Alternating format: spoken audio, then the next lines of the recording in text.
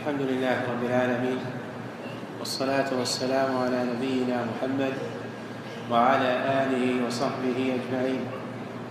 يقول الله جل وعلا: قالت الأعراب آمنا قل لم تؤمنوا ولكن قولوا أسلمنا ولما يدخل الإيمان في قلوبكم. وبين الله جل وعلا منته على عباده بقوله: ولكن الله حبب إليكم الإيمان وزينه في قلوبكم وكره إليكم الكفر والفسوق والعصيان أولئك هم الراشدون فضلا من الله ونعمة والله عليم حكيم.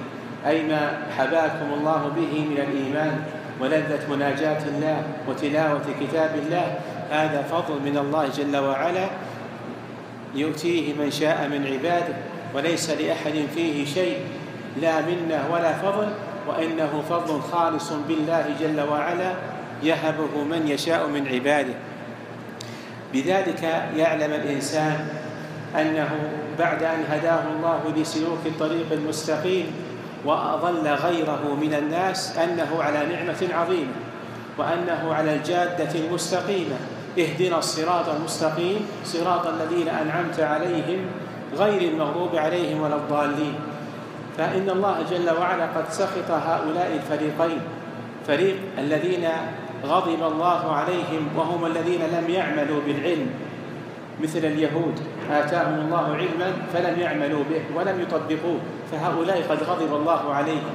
وطريق الضالين وهم الحيارى التائهين عن الطريق الصحيح، الذين يعبدون الله بأعمال مبتدعة ليست من دين الله، ورهبانية ابتدعوها ما كتبناها عليهم إلا ابتغاء رضوان الله فما رعوها حق رعايتها، فآتينا الذين آمنوا منهم أجرهم وكثير منهم فاسقون وهم مثل النصارى، حيارى ضالين قد ضيعوا دينهم وقد ركبوا شهواتهم وأضلوا وضلوا.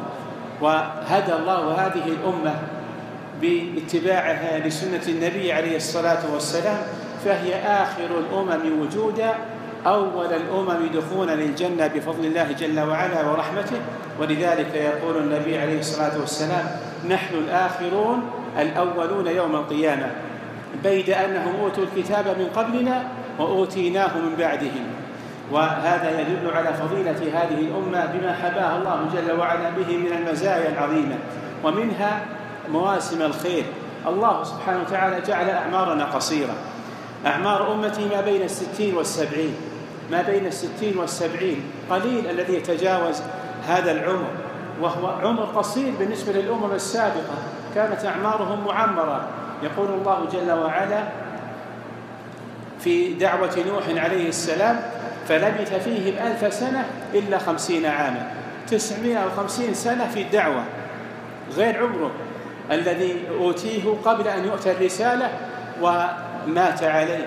هذا يدل على أن أعمارهم كانت طويلة، فرحم الله هذه الأمة على ما فيها من قصر في أعمالها بمواسم يتضاعف فيها الجزاء. يقول النبي عليه الصلاة والسلام لما سئل عن صوم يوم عرفة: أحتسب على الله أن يكفر السنة التي قبله والسنة التي بعده، يوم واحد أقل من 14 ساعة يكفر الله به سنتين. وهل تكفر الصغائر والكبائر؟ على خلاف بين العلماء، ولكن رحمة الله ليس لها حد، فإذا أخلص الإنسان في الصيام فإن الله جل وعلا بإذن الله سبحانه وتعالى يكفر عنه الصغائر والكبائر، وفضل الله واسع، وهذا من فضل الله ورحمته وليس لأحد فيه شيء. ولا أحد يقول لماذا يكفر الله ذلك ولا يكفر ذلك، لا راد لحكمه ولا معقب لقضائه. والله سبحانه وتعالى فضل يؤتيه من يشاء، وهو يوم واحد يكفر الله به سنتين، يوم واحد. والذي يعمل في هذه الأيام العظيمة الأعمال الصالحة فإن الله سبحانه وتعالى يرفع درجاته ومنازل في أعلى عليين على ما وقر في قلبه من العمل الصالح. تدبر فعل الصحابة وفعل التابعين الذين بعدهم. نقرأ في سير العباد من التابعين وأنهم يقومون بأعمال أكثر من أعمال الصحابة. منهم من يقوم في صلاة الليل ب400 ركعة، 400 ركعة في الليل.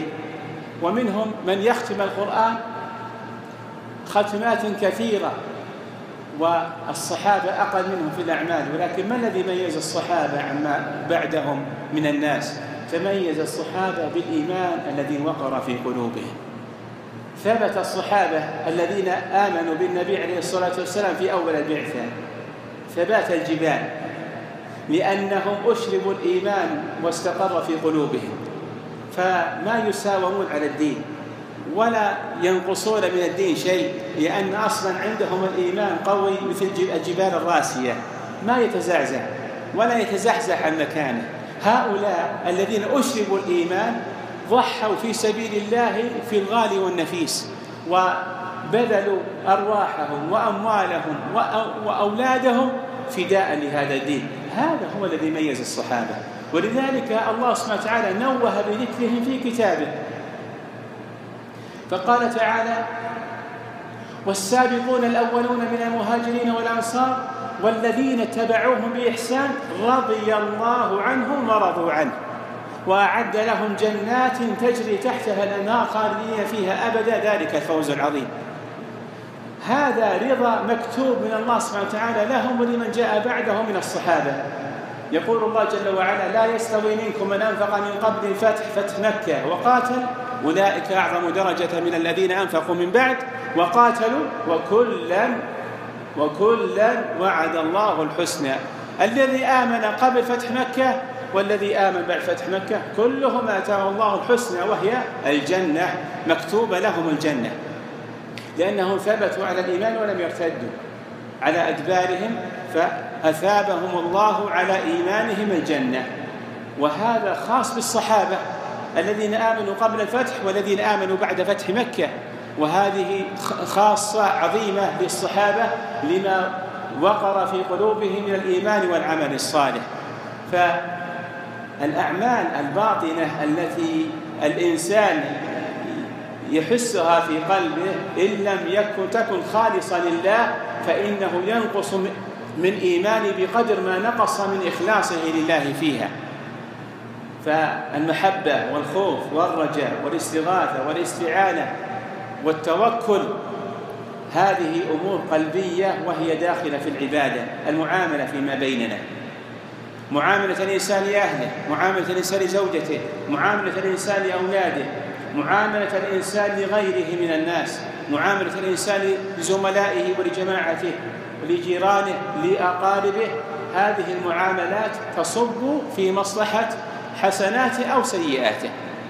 فإذا عامل الإنسان الناس كما يحب أن يعامله الله فإن الله سبحانه وتعالى يرفع درجاته عنده، ليس كما يحب أن يعاملهم فقط بل كما يحب أن يعامله الله جل وعلا. وهذه منزلة عظيمة وهي منزلة الإحسان، أن تعبد الله كأنك تراه فإن لم تكن تراه فإنه يراك.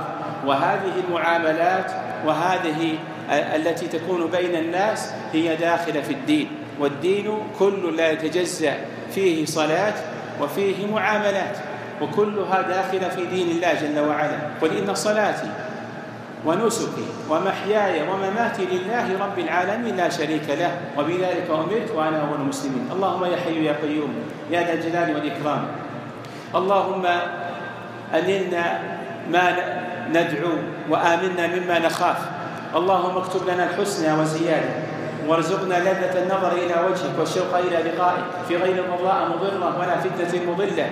اللهم توفنا على الإسلام والسنة، اللهم توفنا على الإسلام والسنة، اللهم توفنا على الإسلام والسنة، وارفع درجاتنا في أعلى مقام في الجنة، ونحن ووالدينا ووالديهم وسائر المسلمين برحمتك يا أرحم الراحمين. وصل اللهم وسلم على نبينا محمد وعلى آله وصحبه أجمعين.